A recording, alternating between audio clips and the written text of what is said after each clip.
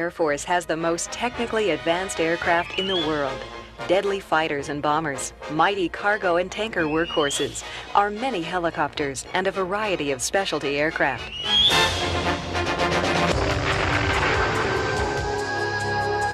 But they can all be easily grounded by FOD.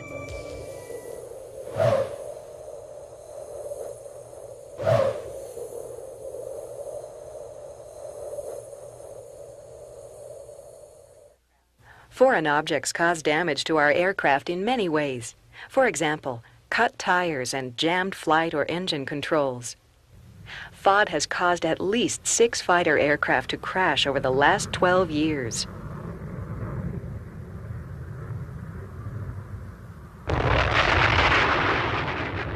Some of the items that caused these mishaps were rags, safety wire pliers, a piece of aluminum foil, a 1-inch piece of safety wire, even a small washer.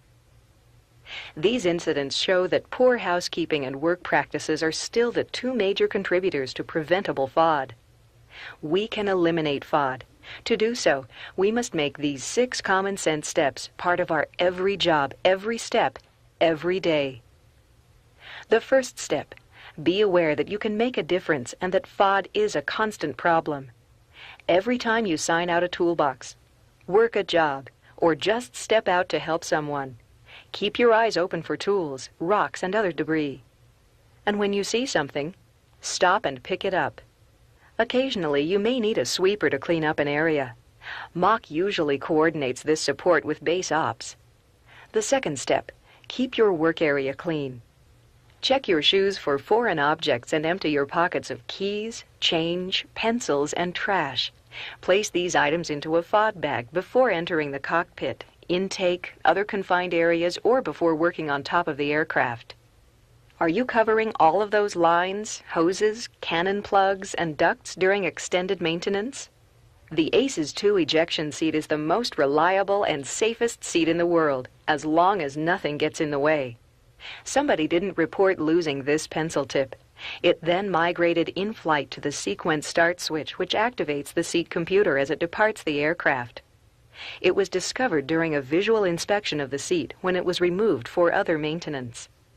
Because of the protective shield over the switch and the tight clearance in the cockpit, it normally would never have been found. How do you think the pilots felt when they heard about this? Do you check the area one more time before you leave? It's possible the person before you left something behind. Step 3. We have to keep our vehicles clean. We know foreign objects get around, and many times our vehicles carry them out to the flight line.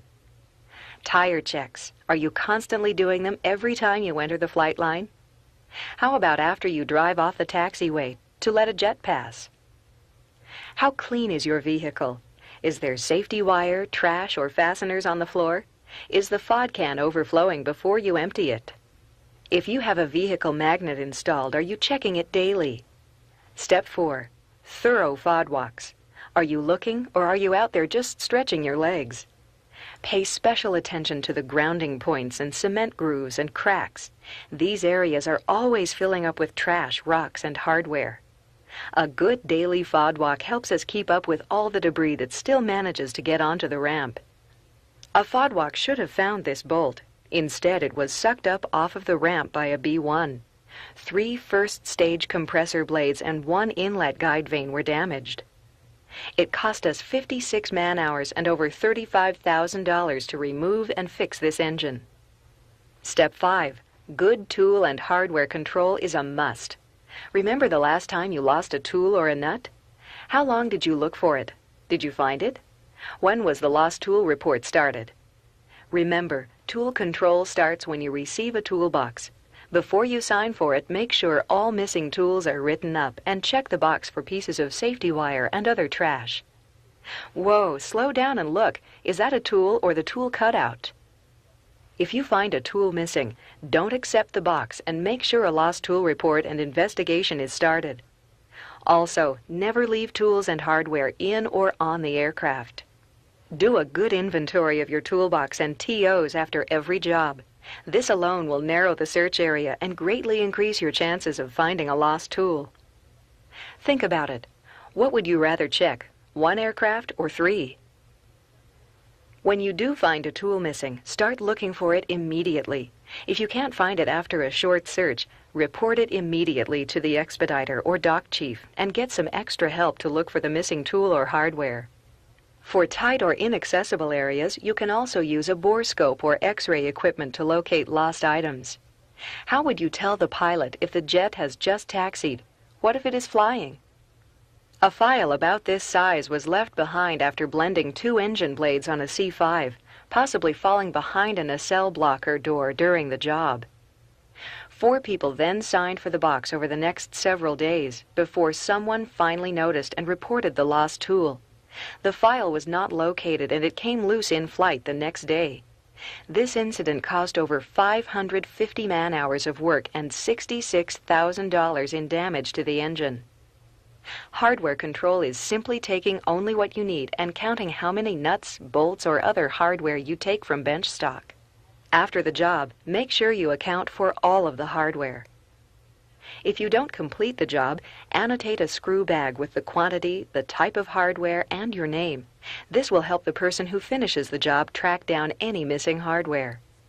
Here is what a misplaced 1/4-inch nut did to a C-130 engine. Over 30 blades were damaged beyond repair. Not counting depot costs, the damages have already taken 64 man-hours and exceeded $38,000 in damages. Sometimes we accidentally leave items inside the intake danger area or in the intake before an engine start. These have included VTR tapes, flashlights, cleaning bottles, and aircraft forms. Are you paying attention or have you just been lucky? Step 6. Follow the TO. Several times we have had equipment and panels come off during an engine run or in flight, causing serious damage. On the last job before a 3-day weekend, an experienced crew chief and his assistant were preparing an F-16 for an engine run. He skipped the warning and the step to check the run screen safety pins for security. During the engine run, 1 pin came out, and after whipping around in the intake for a few seconds, the lanyard broke. The pin destroyed over 426 blades. Total cost?